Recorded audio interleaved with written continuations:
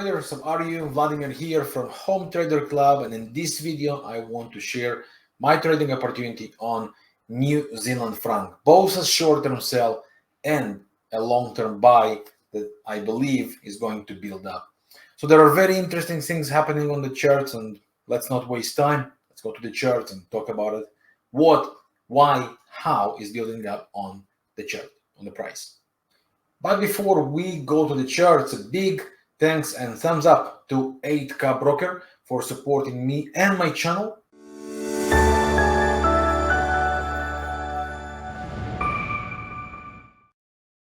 And to learn about the special offer to my private mentoring sessions I have with 8CAP Broker, please refer to the description below this video.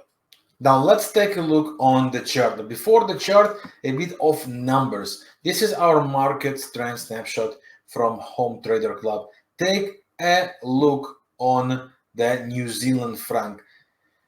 Screaming in red numbers. Take a look on the 1 month and the 7 days. 7 days close to 5% change. Okay? While the monthly is also negative 24 hours as well.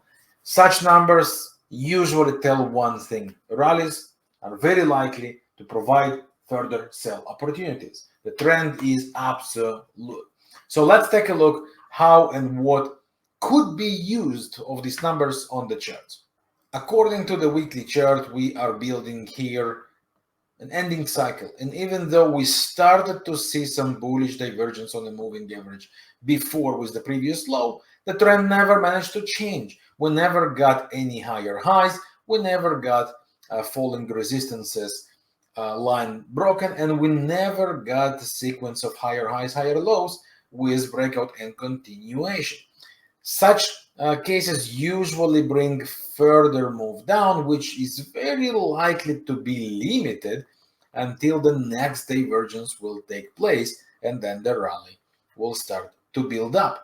And that's exactly the plan I have at the moment. Sell these short-term possible rallies. I'll show where and how from to reach this absolutely new low. Where from? Very possibly the next big buys will build up. And if we go to the daily chart, what we can see here that after riding on the upper Bollinger Band, the market basically rejected the supply zone and started to push down. From this moment until now, there is nothing that looks like it's ending. Instead of that, we do have here a sequence of lower highs and lower lows. That makes me think that the market should eventually try and reach or retest this falling supportive line connecting the daily and the weekly lows until the daily will also go and complete here its bullish divergence or reach the condition of oversold on the RSI, pretty much like happened before in September 2022, and from there create a big reversal. So as long as the bearish momentum is here, take a look what happens on the 4-hour chart. The structure is speaking for itself. We do have clean sequence of lower highs and lower lows. So any pullback to key zones should be considered as the next sell opportunity. Let's define these key zones. So we had a major move down from this little consolidation, major bearish leg. This zone, inner zone here, as you can see, previously broken resistance, right? Was broken, becomes a support, then was broken with this major candle, a little inner candle, and continuation. So any pullback to this zone could be a call for further sell. Could that go slightly deeper than that? The answer is yes, and that will be the next resistance, which is here. Resistance broken, became a support, some consolidation, that's again zone of sellers, right? I could get the price rallying towards there, and from this place looking for further sell to reach the key daily and weekly levels we discussed before. Now here is a very important thing. What do we do if there are no pullbacks, which could happen? In that case, we do want to see the price pushing straight down. The let's say the stronger, the better, as it will create some possibility for the V-shaped return. Move down over sold condition in multi-time frame, 4 hour and daily, as I showed before.